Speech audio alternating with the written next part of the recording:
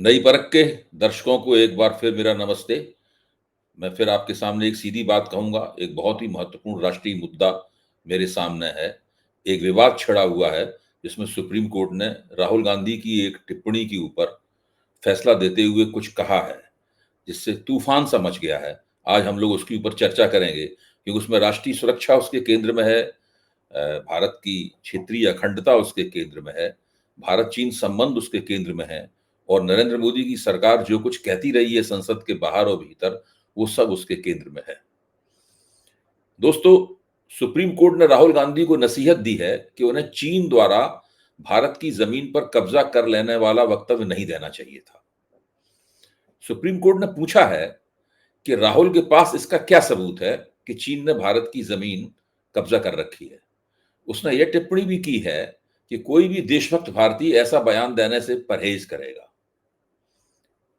मैं जानना यह चाहता हूं कि सुप्रीम कोर्ट की इस नसीहत पर उछलकूद मचाने वाले मोदी, भाजपा और संघ के समर्थकों को क्या यह नहीं पता है कि चीन अरुणाचल प्रदेश की 27 जगहों के नाम बदल चुका है और इस बात को भारत सरकार ने भी स्वीकार कर लिया है। 14 मई को चीन ने अपनी सरकारी वेबसाइट ग्लोबल टाइम्स पर एक लिस्ट जारी करके इसकी घोषणा की थी। इन जगहों में 15 पहाड़, 5 कस्बे, 4 पहाड़ी दर्रे, 2 नदियां और एक झील शामिल है। पिछले साल भी वह 20 जगहों के नाम बदल चुका है।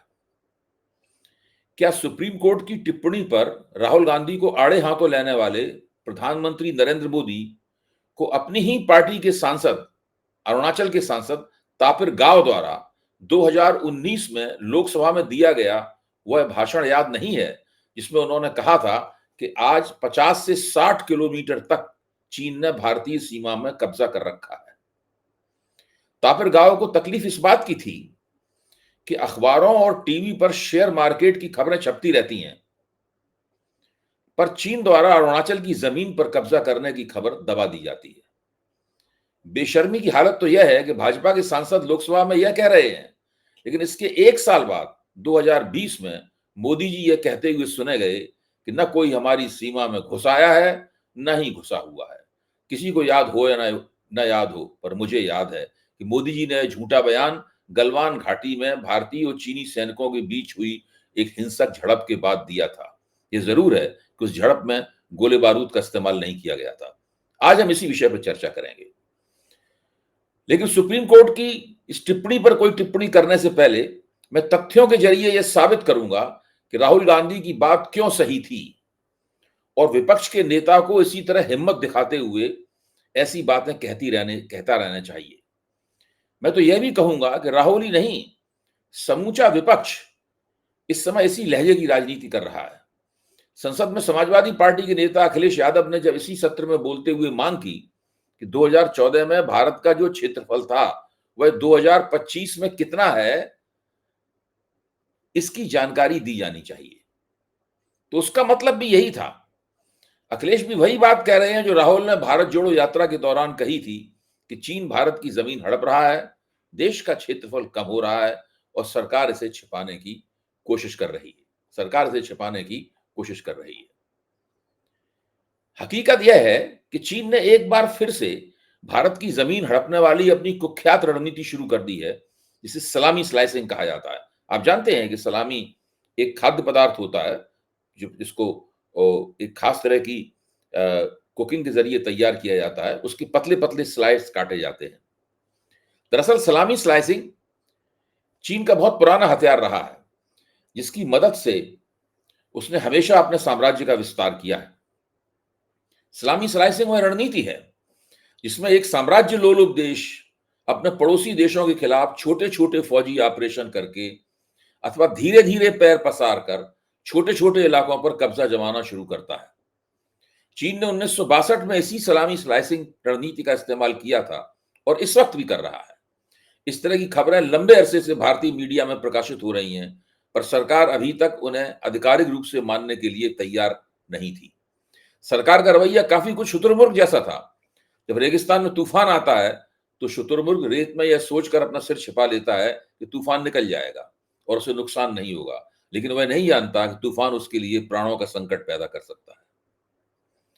जब तक राहुल गांधी ने चीन द्वारा भारत की जमीन हड़पने की बात नहीं की थी, तब तक टीवी के खबरिया चैनलों में और आमतौर पर अखबारों में चल रहे राजनीतिक विमर्श में चीन शब्द तकरीबन गायब ही था। केवल सोशल मीडिया पर इस लफ्ज की कुछ कुछ आहट सुनी जा सकती थी। चीन पर इस सन्नाटे को स्वयं विदेश मंत्रालय के प्रवक्ता रणधीर जायसवाल ने जनवरी के पहले हफ्ते में तोड़ा। पहली बार उनके वक्तव्य के जरिए भारत सरकार ने स्वीकार किया कि चीन ने होटन प्रीफेक्टर नामक अपने इलाके में लद्दाख की काफी भारतीय जमीन गैर कानूनी रूप से हड़पते हुए मिला दी है और अपनी दो नई काउंटियां स्थापित कर दी हैं। एक काउंटी का नाम है हेकांग और एक का नाम है हेयान। काउंटियां को मतलब क्या होता है? काउंटी एक प्रशासनिक इकाई को कहते हैं। वहां दफ्तर होते हैं, इमारतें होती हैं, पुल बनाए जाते हैं, लोग रहते हैं, काम करते हैं और जहां चीन की प्रभुसत्ता भी रहती है। यानी अब चीन वहां से पीछे नहीं जा सकता, वह जाएगा तो केवल आगे ही जाएगा। न केवल यह बल्कि विदेश मंत्रालय के प्रवक्ता ने तो यह भी जानकारी दी कि चीन यारलुंग सांगपो नदी पर दुनिया का सबसे बड़ा पनबिजली बांध 137 अरब डॉलर की लागत से बनाने जा रहा है। दरअसल यारलुंग सांगपो नामक इस नदी से हम सब परिचित हैं। जब यह बहते हुए अरुणाचल प्रदेश और असम में पहुंचती है तो इसका नाम ब्रह्मपुत्र हो जाता है। तब हम इस नदी को ब्रह्मपुत्र के नाम से जानते हैं। दुनिया की सबसे ताकतवर नदी होने के कारण हम इसे महानद भी कहते हैं। अगर यह बांध बन गया तो भारत के इस पूरे क्षेत्र में पर्यावरण के लिए एक भीषण किस्म की स्थायी समस्या पैदा हो जाएगी। इस बांध को चीन का वाटर बम भी कहा जाता है। चीन इससे 60 गीगाबाइट बिजली पैदा करेगा, यानी अभी तक दुनिया के सबसे विशाल बांध थ्री गॉर्जेस डैम से भी 2.5 गुना ज्यादा।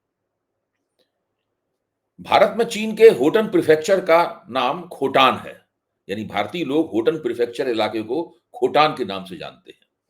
चीन इसमें अक्साई चीन का काफी इलाका हड़प कर जोड़ चुका है। यहां एक बार फिर सलामी स्लाइसिंग की कुख्यात हथकंडे की भूमिका सामने आती है। 50 के दशक में ही चीन भारतीय जमीन धीरे धीरे कब्जाता रहा है। विदेश मंत्रालय ने माना है कि इस लिहाज से चीन के पास 38,000 किलोमीटर जमीन है। लेकिन विदेश मंत्रालय यह नहीं बताता कि पिछले 10 साल में भी उसने इसी हथकंडे से इस गैर कानूनी कब्जे में बहुत सी जमीन और जोड़ दी है। देखिए, उसने भारत को अपनी काउंटियां बनाने की आधिकारिक रूप से कोई जानकारी नहीं दी। कायदे से चीनी सरकार को भारत सरकार को यह जानकारी देनी चाहिए थी। न ही उसने बांध बनाने के बारे में भारत सरकार से कोई चर्चा की। विदेश मंत्रालय को इसका पता कब लगा? विदेश मंत्रालय को इसका पता तब लगा जब चीनी समाचार एजेंसी सिन्हुआ ने 25 दिसंबर को एक खबर प्रसारित की। जाहिर है हमारा मंत्रालय 30 जनवरी तक इस बेचैन कर देने वाले घटनाक्रम पर गहराई से गौर करता रहा होगा। इसी से पता चलता है कि इस बांध में भारत की दुविधाएं और मजबूरियां किस स्तर की हैं। चीन भारत संबंधों का अध्ययन करने वाले कई सुरक्षा विशेषज्ञ एक अरसे से इस समस्या के ऊपर विचार करते रहे हैं। उनके लेख अंग्रेजी के अखबारों में छपते हैं, लेकिन कुछ जाने अनजाने कारणों से ये तथ्य कभी भी टीवी पर नहीं आते और उनके ऊपर गर्मा गर्म जैसी बहस दूसरे मुद्दों पर होती है, वैसी बहस नहीं हो पाती। हुआ ये कि भारत इन काउंटियां बनाने वाले मसले पर और उस बांध बनाने वाले मसले पर चीन सरकार में जब पता चला तो कुछ आपत्तियां दर्ज करा दी भारत। सवाल यह है कि क्या उसके पास दुनिया के किसी मंच पर किसी ऐसे कटघरे का विकल्प नहीं है जिसमें वो चीन को खड़ा कर सके? क्या भारत अंतर्राष्ट्रीय मंच पर चीन का गिरेबान पकड़कर झिझोड़ने की हैसियत नहीं रखता? असलियत यह है कि 2021 में गलवान घाटी में हुई हम घटना के बाद से भारतीय सेना ने इस इलाके में एक सुरक्षित किस्म का रवैया अपना रखा है। इस चक्कर में वह धीरे धीरे लद्दाख के 65 पेट्रोलिंग पॉइंट में से 26 पॉइंट खोने की स्थिति में पहुंच गई है। यह रवैया सेना तभी अपनाती है जब उसे राजनीतिक नेतृत्व द्वारा इस तरह की हिदायत दी जाती हो, वरना वह पहलकदमी लेकर पेट्रोलिंग पॉइंट्स दोबारा हस्तगत करने की कार्रवाई कर सकती थी। अब इन प्रश्नों पर कभी चर्चा नहीं होती। जैसे मैंने आपको बताया कि सेना ने 65 पेट्रोलिंग पॉइंट में से 26 पेट्रोलिंग पॉइंट्स खो दिए हैं, तो कोई भी भाजपा का समर्थक कह सकता है आप सेना का अपमान कर रहे हैं, आप उसका मनोबल गिरा रहे हैं। क्या यथार्थ को बताना अपमान करना है? क्या यथार्थ को बताना मनोबल गिराना है? सेना इसकी जिम्मेदार नहीं है। सेना से कहा गया है कि आप चीन से अपने पेट्रोलिंग पॉइंट, अपने गश्त करने के जो पॉइंट हैं, उन पॉइंटों को वापस न छीनें। यहां समझने की बात यह है कि चीन बहुत पहले से इस तरह के पनबिजली बांध बनाने की योजना पर काम कर रहा था। 2021 में ही उसकी जो 14वीं पंचवर्षीय योजना में इस बांध का नहीं, ऐसे कई बांधों का जिक्र है जो चीन ब्रह्मपुत्र के ऊपरी और मध्यवर्ती प्रवाह पर बनाएगा। इनमें एक जागमू नाम का एक पन बिजली घर तो पहले से चालू है। कुछ बांध ऐसे भी हैं जिन्हें बनाने में उसके सामने कई तरह की तकनीकी दिक्कतें आ रही हैं, लेकिन इन दिक्कतों में भारत की तरफ से की जाने वाली आपत्तियां शामिल नहीं है। चीन को इसकी परवाह भी नहीं है। भारत भले ही चीन को एक आक्रामक देश कहता रहे, भले ही विस्तारवादी कहता रहे, भले ही पर्यावरण की दृष्टि से एक गैर जिम्मेदार देश कहता रहे, पर इससे चीन की योजनाओं पर कोई फर्क नहीं पड़ने वाला। वह भारत के साथ कोई जल संधि करने के लिए भी तैयार नहीं है, बावजूद इसके कि ब्रह्मपुत्र नदी के निचले प्रवाह पर पूरी तरह भारत का अधिकार है। अब जरा सोचिए, प्रधानमंत्री मोदी द्वारा गलवान घाटी में भारत चीन के बीच में हिंसक झड़प के बाद 5 साल पूरे हो गए। उन्होंने 15 जून 2020 को गलवान घाटी में हमारे 20 बहादुर सैनिकों की शहादत के सिर्फ 4 दिन बाद यह शर्मनाक बयान दिया था कि न सीमा में कोई घुसा है और न कोई घुसकर बैठा है। इसके बाद क्या हुआ? 21 अक्टूबर 2024 को भारत और चीन के बीच में एक समझौता हुआ, जिसके तहत सभी भारतीय गश्ती दलों को देपसांग, डेमचोक और चुमर में अपने पेट्रोलिंग पॉइंट्स यानी गश्ती बिंदुओं तक पहुंचने के लिए चीन से इजाजत लेनी पड़ती, उसकी सहमति लेनी पड़ती है। गलवान, हॉट स्प्रिंग और पैंगोंग उत्सव में बनाए गए बफर जोन्स भारत के दावे के भीतर तो आते हैं, लेकिन हमारी सेनाओं को उन बिंदुओं तक पहुंचने से रोका जा रहा है जहां अप्रैल 2020 से पहले सेनाएं बेरोक टोक पहुंचती थी। इसी दौरान चीन के साथ हमने अपने आर्थिक संबंध और प्रगाढ़ किए हैं। चीन से आयात बेतहाशा बढ़ा है। इलेक्ट्रॉनिक बैटरियां और सोलर सेल जैसे क्षेत्रों में तो आयात की कोई सीमा नहीं है। टेलीकॉम, दवा और इलेक्ट्रॉनिक्स जैसे प्रमुख उद्योग आज भी चीनी आपूर्ति पर बहुत ज्यादा निर्भर हैं। 2024-25 में भारत का चीन के साथ व्यापार घाटा बढ़कर रिकॉर्ड 99.2 अरब डॉलर पर पहुंच गया है। भारत से चीन का निर्यात अभी भी 2013-14 के स्तर से भी नीचे है, जबकि उस समय की तुलना में रुपए की कीमत काफी गिर चुकी है। सैद्धांतिक रूप से कहें तो इससे भारतीय निर्यात को होड़ करने लायक बढ़त मिलनी चाहिए थी, लेकिन ऐसा नहीं हुआ। चीन की आर्थिक ताकत के आगे एक तरह से हमने आत्मसमर्पण कर दिया है। यह सब विदेश मंत्री के उस दुर्भाग्यपूर्ण बयान का नतीजा है जिसमें उन्होंने कहा था कि हमें यह समझना होगा कि वे हमसे बड़ी अर्थव्यवस्था है। इसका मतलब यह है कि हमें ऐसे में क्या करना चाहिए? एक छोटी इकोनॉमी होते हुए क्या हम आगे बढ़कर अपने से बड़ी इकोनॉमी से लड़ाई कर लें? ये विदेश मंत्री ने बयान दिया था। अब यह बात स्पष्ट होती जा रही है कि ऑपरेशन सिंदूर के दौरान पाकिस्तान की फौजी गतिविधियों में चीन की भूमिका गहरे तौर पर जुड़ी हुई थी। पाकिस्तान के 80% हथियार चीन द्वारा सप्लाई किए गए थे। पिछले 5 वर्ष में विपक्ष ने संसद में चीन के साथ संबंधों के सवाल पर और चीन द्वारा भारतीय जमीन दाबे जाने वाले सवाल पर विस्तृत चर्चा की मांग की है, लेकिन आज तक सरकार सदन में इस पर चर्चा कराने के लिए तैयार नहीं हुई है। मैं पूछना चाहता हूं कि क्या भारत के पास चीन की इन कार्रवाइयों को थामने, उसे पीछे धकेलने और अपनी जमीन वापस हासिल करने का कोई ब्लूप्रिंट है? क्या मोदी जी ने ऐसा कोई ब्लूप्रिंट बनाया है? अगर है तो उसकी कोई ना कोई जानकारी संसद के पटल पर या विदेश मंत्रालय के आधिकारिक वक्तव्य के जरिए देश की जनता को मिलनी चाहिए। 2021 में रक्षा मंत्री राजनाथ सिंह ने इस विवाद के बारे में एक वक्तव्य संसद में दिया था, पर वह बात बहुत पुरानी हो चुकी है। 2017 में डोकोला, जिसे हम लोग डोकलाम कहते हैं, में चीनी और भारतीय सैनिकों के बीच हुई हिंसा के बाद लगता है कि पहलकदमी पूरी तरीके से चीन के हाथ में चली गई है और राष्ट्रीय एकता की बात तो बहुत अच्छी है और हर बात पे ये कहना कि हमें गर्व है, ये बात भी बहुत अच्छी है।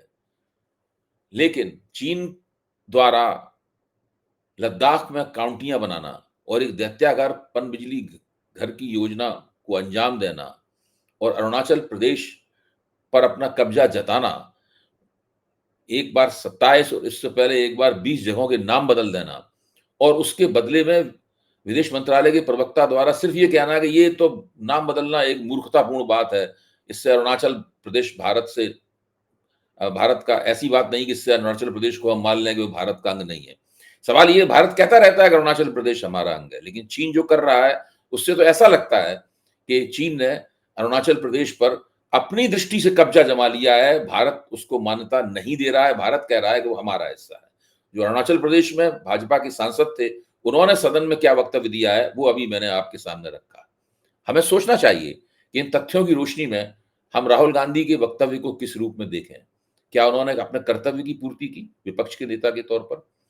खैर, जिस समय उन्होंने ये वक्तव्य दिया था उस वक्त भारत जोड़ो यात्रा चल रही थी, उस वक्त वो विपक्ष के नेता नहीं थे, लेकिन फिर भी वो कांग्रेस के सर्वोच्च नेता थे और विपक्ष के बहुत मान्य नेता थे। क्या उन्होंने उस समय अपने कर्तव्य की पूर्ति की थी, या इसके लिए हम उनकी देशभक्ति को शक की निगाह से देखें? क्या ये तथ्य अपने आप में सुप्रीम कोर्ट की टिप्पणी का जवाब नहीं है? आज बस इतना ही। धन्यवाद।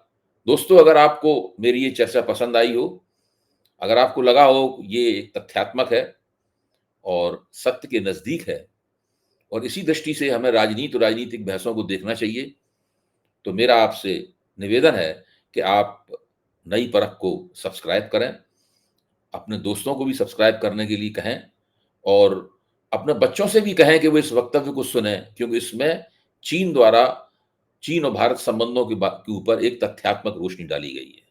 बहुत बहुत धन्यवाद। कल फिर मिलते हैं।